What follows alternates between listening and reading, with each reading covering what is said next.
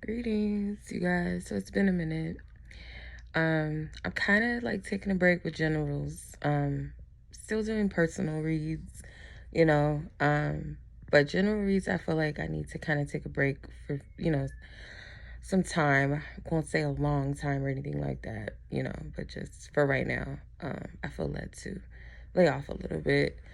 But I wanted to share this quick message with y'all, like this quick revelation. I don't know what you would call it, but so the other night it was like, okay, past 12 a.m. It's considered the next day, but to me it's still Tuesday night, but technically it was Wednesday morning. Okay, so I took a late night bath, okay, or early morning bath before the sun came up, and I kind of been like holding off on doing this, like taking the spiritual bath. So I finally went ahead and did it, and did everything I was instructed to do. And everything just started to make sense. Like I started, I might sound so crazy to some people, but some people like get it. Like certain labels, like in the bathtub, there was like the shampoo and stuff like that, the body washes and stuff like that.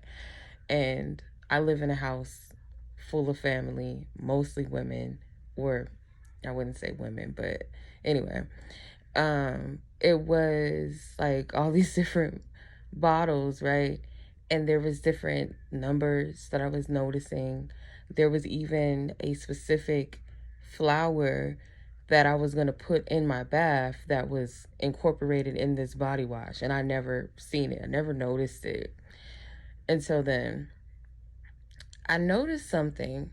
This might not seem significant to everybody as well, but whoever it's meant for. I was sitting in the bathtub, like kind of just in that space where I'm like meditating, like just sitting with God, right?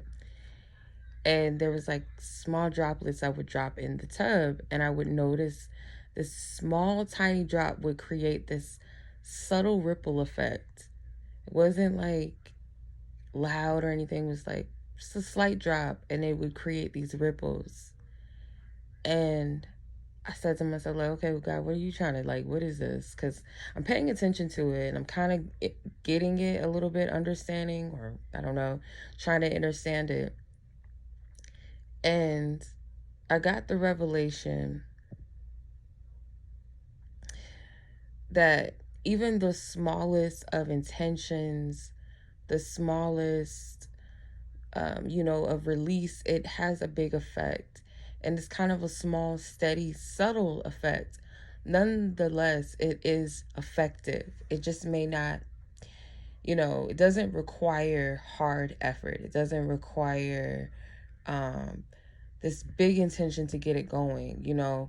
It could even be your influence. Like, you may think that your influence is very small, but that level of influence that you're given, no matter how you look at it, it still has an effect to create movement in waves and influence or change in your life. So this could go in many ways. Like I said, I just got that small things can lead to greater movement and effectiveness.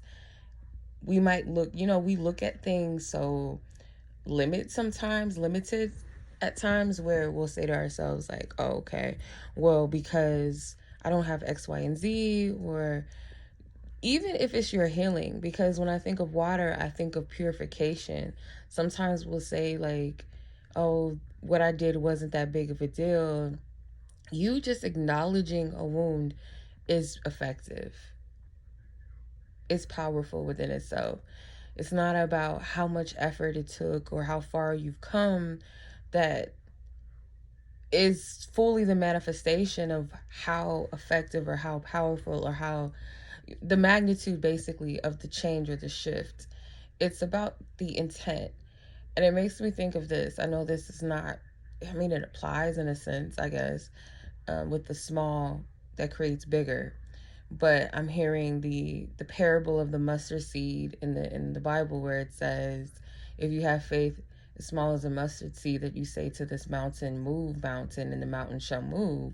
So if you have faith as small It doesn't have to be a big faith, but just that inch of faith to be able to say to your issues, your problems, or whatever it is, to shift, to move, to whatever, right? That it shall move just by that small bit of faith that you have. So hopefully that makes sense, you guys. I'm not going to be on here too long doing all that, but I hope this resonates, whoever this is meant for.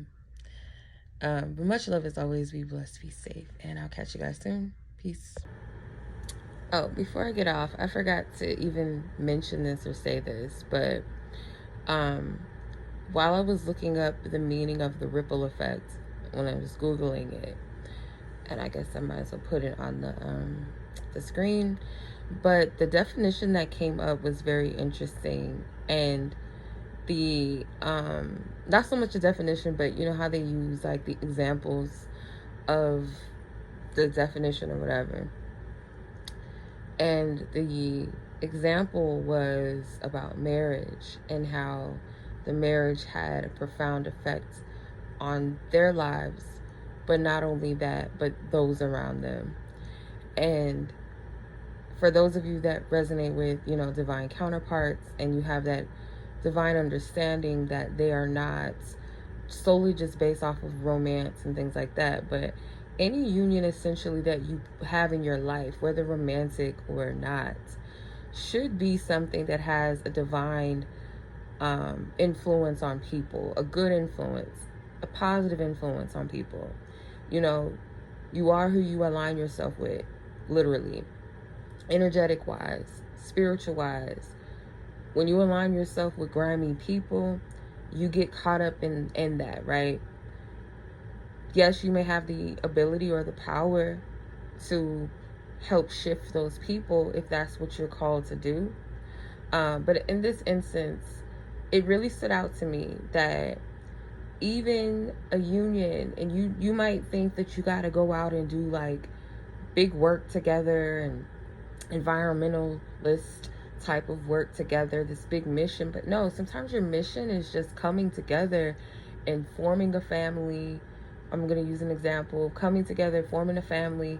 Two people that may have grown up in toxic households as children, or you know, went through a lot of trauma, or you're clearing generational trauma just by coming together and building a home and family built on love and trust. And you know, because of what you've grown through, what you've healed, or your intentions to do better for your own lives, you know, that within itself could be influencing your children to do better for themselves and to want better for themselves, so on and so forth. Your family and friends, you know, that might inspire them to, you know, do better, to heal generational trauma, or, you know, to believe in love again, whatever it may be. Like, these things that we might look at as very small has the impact to do big things, right? Massive things in the reach. Like, we might see ourselves as small, but our reach might be very grand. And another perspective too, God would say this all the time, like, you don't know who's watching you. You might be looking at your views and saying, oh, I only got 100 views or less, whatever.